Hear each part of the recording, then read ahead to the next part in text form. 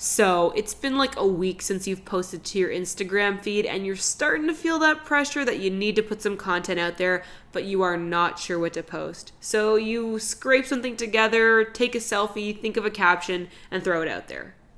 Today, I'm going to teach you how to keep yourself from getting in this situation by creating your very own Instagram content calendar. Keep on watching. Hey, I'm Katie Steckly, and here on YouTube, I love to talk about Instagram, YouTube, filmmaking, and freelance. Make sure that you hit the subscribe button so you don't miss any of my future videos. I upload twice a week, and I wouldn't want you to miss them. So here's why it's important for you to have an Instagram content calendar, just in case you aren't already convinced. Number one, if you have a content calendar, that means that you're being intentional about what you're posting and you're creating something with a purpose. If you want to grow on Instagram or really do anything with your Instagram other than just personal creative use, you need to have a strategy. And when you have a strategy, you're going to have intention about what you post. And therefore, you're not just making up stuff as you go along. Like, you have a plan. And that's what an Instagram content calendar is. It's just a plan for your Instagram. Number two, you know that you're creating a good balance of content because you've planned it out ahead of time. If you make sure that you plan your feed and the content that goes along with it, then you know that every post isn't going to be a selfie, or you're not going to have like 3 selfies and then 3 random landscape photos and then 2 of your food and then a selfie again. Rather than having like an unplanned mishmash of stuff, you know that it's going to be balanced across all the different types of content that you want to create because you've taken the time to plan it out ahead of time. Number 3, if you have an Instagram content calendar, you know that you're going to be consistent because you've actually planned the times that you're going to be posting. This is really important. In order to create growth, you need to have consistency, and a content calendar is going to help you do that. All right, are you convinced? Well, before I give you the step-by-step of exactly how I create my own Instagram content calendar, it's important to know that an Instagram content calendar is not just about putting photos in a row. It's about planning the actual content, which for most people, the bulk of the value you're offering in your Instagram post is actually going to be in your caption. So it's about planning out the captions and thinking about the purpose of your content and being intentional about what it is you're creating. Keep this in mind as we move forward with the process. The metaphor that I like to use when I'm doing consultations with clients, and the way I think about it when I'm planning my own Instagram, is to imagine your Instagram grid as if it was a magazine for your brand. If you flip through a magazine, you're going to find all different kinds of content, some long-form essays, some short, snappy tidbits here and there, some news articles, maybe some how-to sections. There's a whole range of different written content, and there's also a range of different kinds of imagery. There's editorial shoots, product shots, candids maybe from like a red carpet. Think about these same principles when you're developing content for your own Instagram. You want to have a variety of images and a variety of different types of captions so that you can keep it interesting and dynamic for your followers. At the same time, there's all different kinds of content, but it comes together under one unified theme. In your case, the theme will be your brand. All of that being said, let's jump into the process. As per usual with my strategy, I will tell you to start with the captions. Yes, Instagram is a very visual platform, but for the majority of us, we are not world-renowned photographers, and therefore it's going to be very difficult for us to compete on the basis of photo. The exception to this is if you are a photographer, like say you shoot weddings or portraits, or you're trying to get into like architectural photography or travel photography, yes, your images are going to be the basis of your content. But if you're like me and you're like a social media marketing educator or a writer or even like a restaurant or a virtual assistant, probably photography is not going to be your main gig, which means you're going to be offering your value in the captions and you're going to be creating images that are cohesive with your brand to catch the attention of your followers, but the main value that you're going to communicate is going to be in the caption. So that's why this strategy starts with planning out captions, because I really do believe in Instagram as like a micro blogging platform. At this point in time, it seems to be a really effective way to use it. This is my tried and true system for coming up with captions.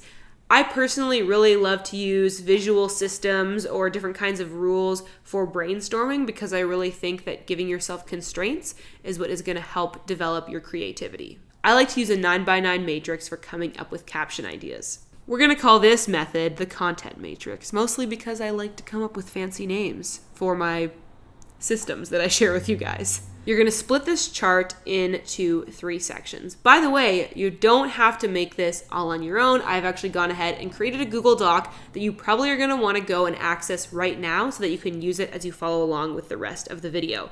You can find it at the link in the description and up here as well. Just pop in your email address and I'll send it right to you. And that way you can fill it in as I'm talking throughout the video. So if you want to pause right now, get the download, and then we'll keep going. All right, so open up to your content matrix. It looks like this. Across the top, you're gonna have your 3 different themes. I'll explain that in a second. And then down the side, you have the 3 different kinds of posts that you can make on Instagram. It's important, as I've talked about before, to have a niche or a purpose behind your brand. You definitely wanna have that established before you jump into this point.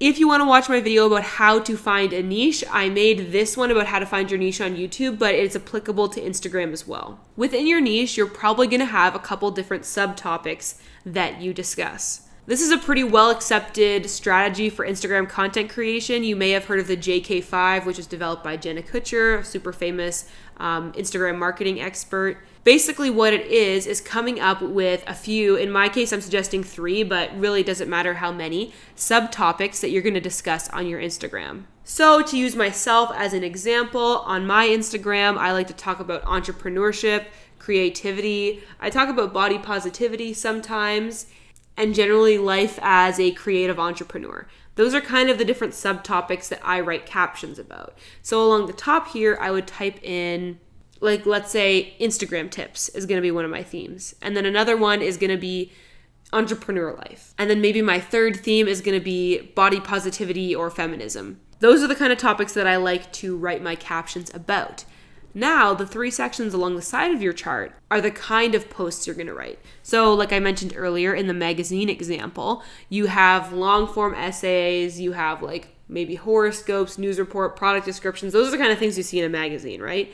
So those are types of pieces of writing, and that is the exact same thing that we see here along the left side of the chart. So let me explain these 3 different kinds of posts that I think are the most effective kind of posts to write for Instagram.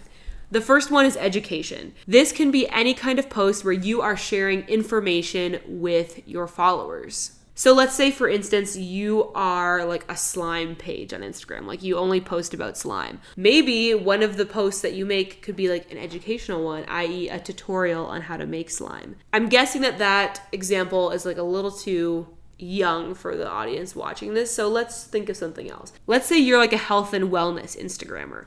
An education post might be something like, here's 3 tips on how to meal prep, or here are my 5 steps for creating a healthy meal. This is something that is going to be actionable and quick, probably 3 to 5 paragraphs long, under 500 words for sure, but it gives some information that is going to be useful to your followers. So that's one type of post you can make. The next is inspiration. This is going to be something motivational, maybe based on a story, maybe based on a transformation you made yourself that is going to speak to your followers and inspire them in some way. So it's not necessarily like a step-by-step, really practical thing, but it's going to be something that helps them feel better about themselves or help them feel motivated to tackle a challenge they're facing.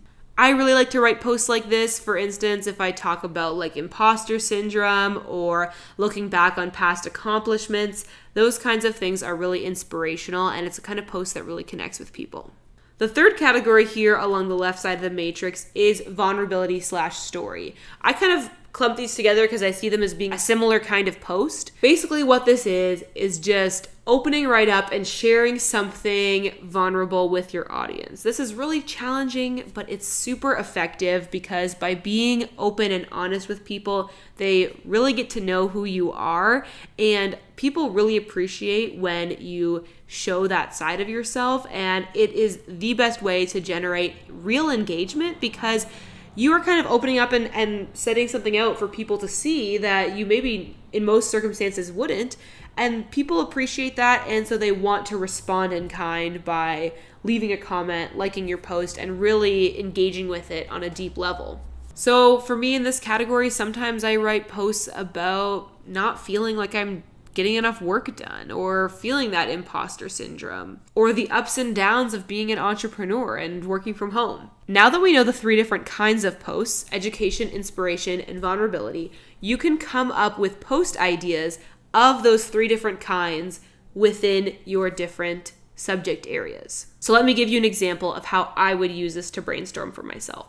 Obviously, I create content about Instagram marketing education. Example A, we're in this video together right now. So let's say that's one of my themes for my Instagram account. I'm going to show you how I come up with topics in each of these 3 categories. So let's start with education. This one's really straightforward. Maybe I would make a 10 tips on how to grow your Instagram engagement post. Maybe I would share 3 Instagram story hacks. Maybe I could write a post about my favorite Instagram scheduling apps. Those are all educational style posts around the theme of Instagram tips. Moving on to inspiration. Maybe I'd write a post about how I started out the year with just over 1,000 followers and now I've already grown to 6, and I really appreciate how my community is growing and how that's really inspired me to create better content and kind of tell a story about my feelings around that growth. Maybe I'd write a post about how the Instagram hacks video that I made changed my life and how I never could have seen that coming, and how you need to always just keep creating because you never know what content of yours is really going to do well.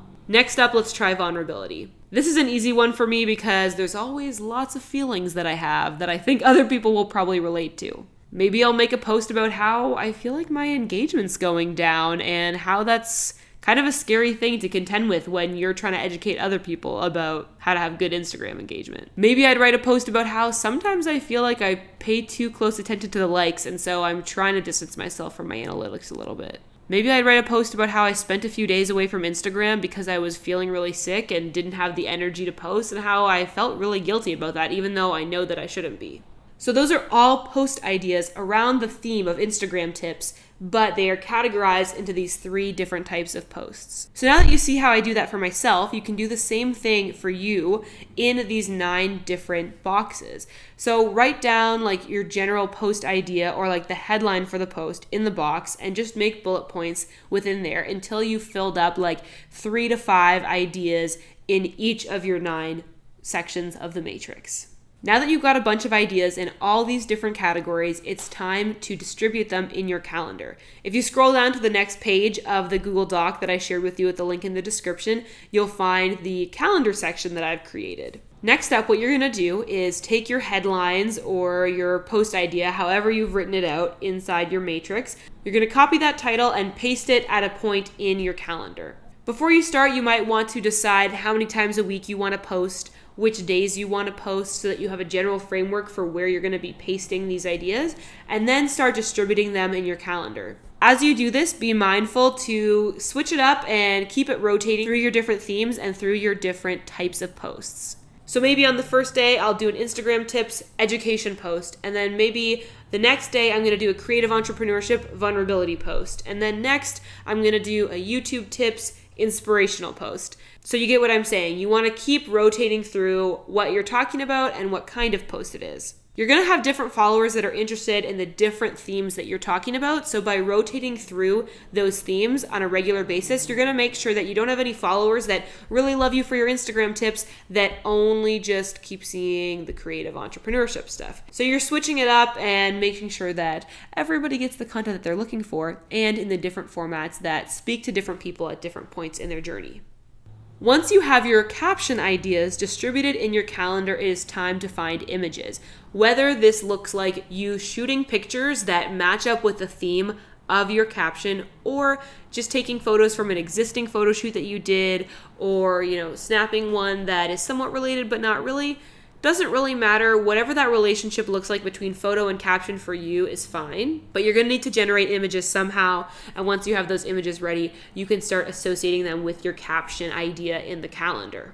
Now that you've got those organized and you have your content plan set out, it is time to execute on it and actually write those captions. So I would recommend doing that maybe on the next page of the Google Doc, just typing it out, rough text, so that you can copy and paste it to Instagram later or into your scheduling platform of choice. Personally, what I like to do is kind of plan out the Instagram content a month at a time and then just write my captions on a weekly basis.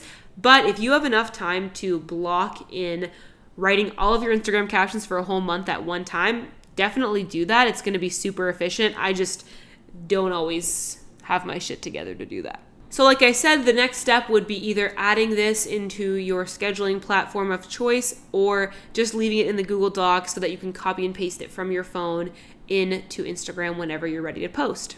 And now that you've made it through this super long video, that is my strategy for coming up with a content plan for your Instagram. I really hope you found this helpful. Please let me know if you have any questions in the comments below. I would love to answer them for you. If you haven't already, make sure you check out this video that I made about 10 ways that you can increase your Instagram engagement this week. Once you've got a solid content strategy down, it's time to work on engaging so that everybody gets to see the awesome content that you've developed. Before you go watch that video though, please hit the subscribe button. I would really appreciate it. I post videos twice a week and I wouldn't want you to miss a single one. As always, I hope that you are having adventures and following your dreams and creating a good Instagram content schedule. And I will see you in the next video. Bye!